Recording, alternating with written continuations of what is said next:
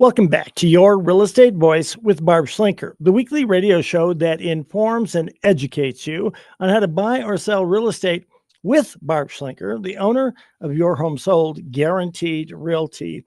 Now, Barb, most people worry about leaving money on the table when they're accepting an offer. Can they still show their home and look at other offers after accepting a contract? Well, absolutely, Richard. And I get that question all the time when I'm presenting offers to my seller. Like they're kind of looking over their shoulder, sort of like, well, okay, I've got this offer, but how do I know that this is the right offer? And what if they back out? Or how do I know if I wait another week or two that I won't get more money? And you don't. I mean, nobody can really predict the future, but you just have to make a decision based on that offer at that time. And I will tell you, it's really frustrating for sellers because when you accept an offer, we have all these really dumb rules that are associated with our national association and our state association and the MLSs, where we have to tell the world that it's under contract. So what does that do? That creates demand destruction. In other words, most buyers don't want to waste their time chasing after homes that are not available. I mean, it's logical, right? Now, occasionally, if the property is red hot, high demand, I have a few of those right now where no matter what happens, the phone is always ringing or they're making inquiries through email about these properties. Even the agents are calling when they know full well it's not available. I don't know why, but at the end of the day, a seller can accept a contract at any time. But the first buyer that they accepted, if they still have a valid contract, it's like a business agreement. You can't, if 2 weeks later another offer comes along that might be even 100,000 more, we as agents, we are obligated to present it, and the seller could accept it as a quote backup offer.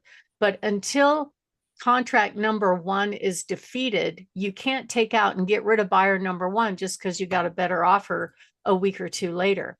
And the way that the contract system is set up, because we're telling the world that it's under contract, many of the buyers are going to stop looking at it. And the other thing that's kind of strange is that the way the contracts are designed in the state of Colorado, the buyer could tie up a property for a month or two and still walk away and still most of the time get their deposit back. No harm, no foul. Yet the sellers had their house effectively off the market all that time. So it's really important on who you hire to handle the sale, because there's some people that know how to keep that fuel burning and keep the buyers calling about the property, and there's some that do not. And at the end of the day, most home sellers really want to know for sure that the deal is going to go through, right? They want to know that, okay, I've got the house sold. Okay, I can plan my move. It's a very big project to move a household. It's not like, swapping a car or something. And they want to know that they're going to be able to get to their destination as planned. And sometimes things fall apart. I've recently had one fall apart 4 days before closing. The buyer just walked away. At least I had protected the seller to keep the earnest money. I'd done that much.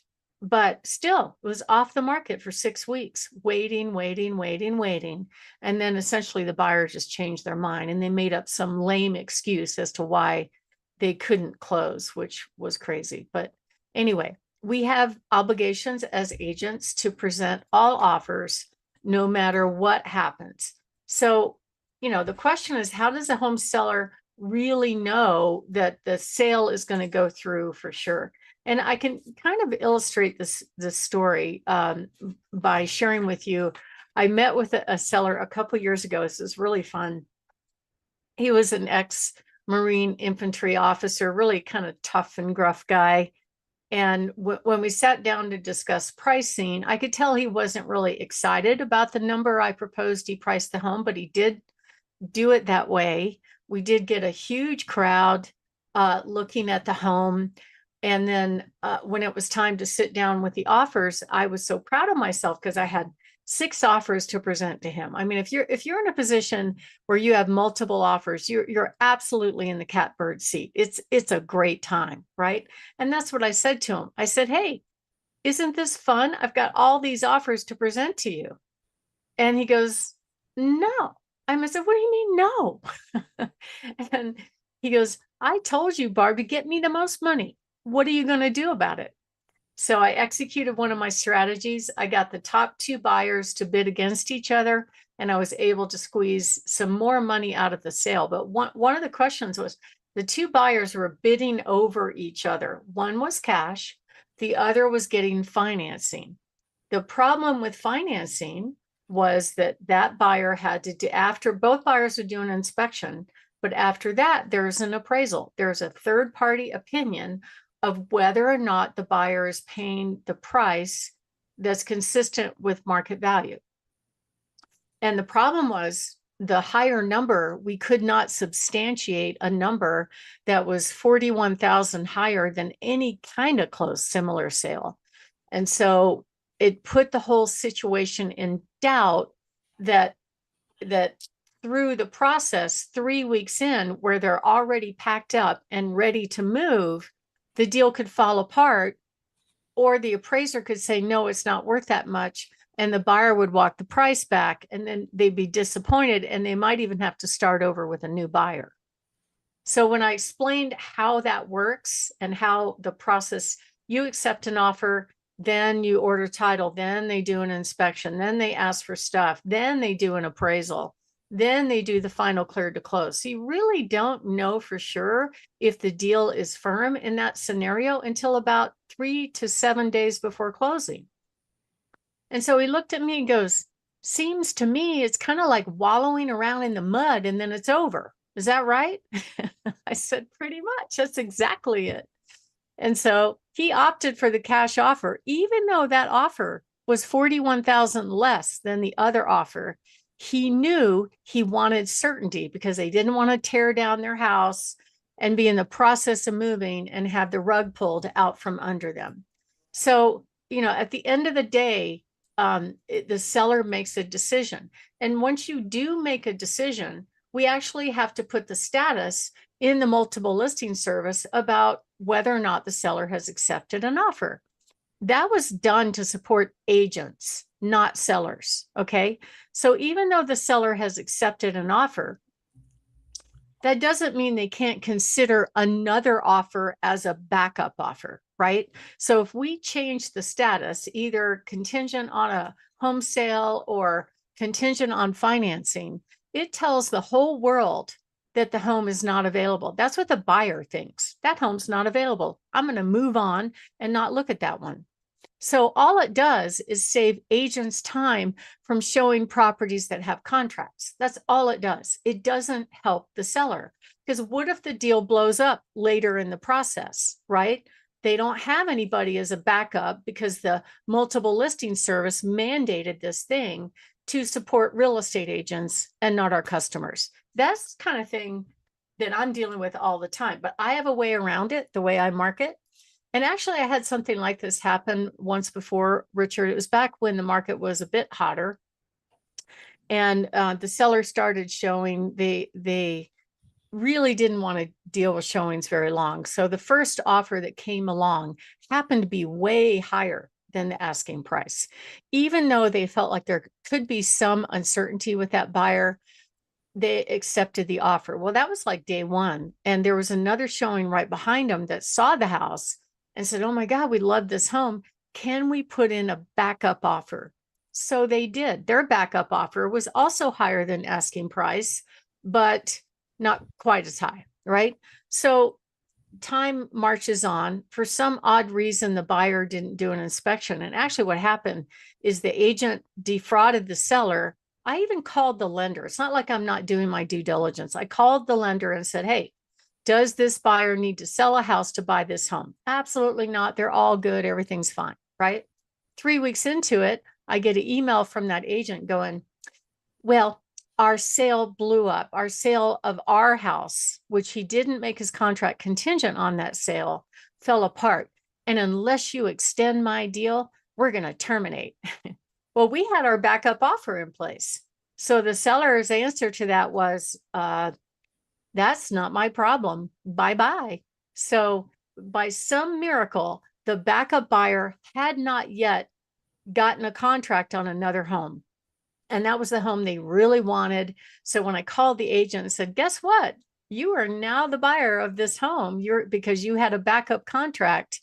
They were so excited. They were so happy because that was the one that they wanted in the first place. So it all worked out. But there are some agents that don't really paint a true picture. And I have to do my best and hope that people aren't lying to us about what is the strategy. Are they really trying to buy this home without having to sell a home? Are they giving me the full picture? In that case, it did not happen, but it worked out just fine. My name is Barb Schlinker. I'm the broker owner of Your Home Sold Guaranteed Realty and the host of this show. And we're talking about basically, can a home seller keep showing their home after they accept a contract? And I say, absolutely, yes. It's my job to get you a buyer and get you to the finish line. And I have ways of doing that go around all these crazy rules. So when we come back, we're going to talk about some other solutions to move to your next home hassle-free. And if you are thinking of making a move, give us a call, 719-301-3900, or go to barbhasthebuyers.com. Richard?